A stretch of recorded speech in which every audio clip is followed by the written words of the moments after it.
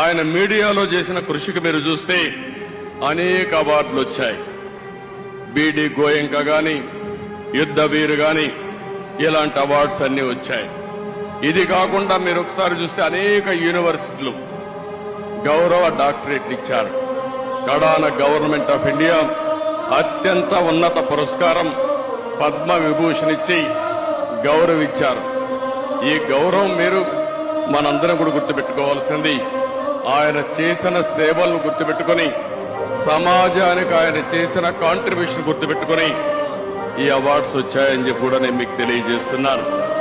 ఇంకొక పక్క ఇప్పటికి మనం చూస్తే 1962లో మొట్టమొదటిసారిగా మార్గదర్శిని పెట్టాడు. అంటే 62 సంవత్సరాల కంటే ముందు పెట్టాడు.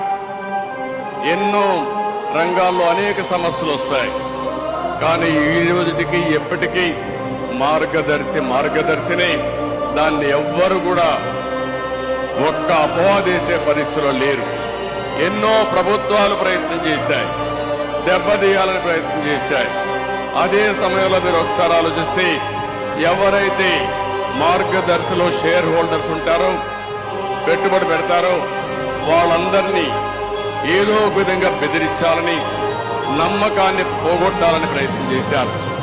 కానీ ఎన్ని క్రైసిస్ వచ్చినా మొత్తం షేర్ హోల్డర్స్ అంతా, పెట్టుబడి పెట్టిన ప్రతి ఒక్క వ్యక్తి రామోజీరావు గారితో ఉన్నారంటే అది ఆయన సాధించిన విశ్వాసం, ఆయన క్రెడిబిలిటీ.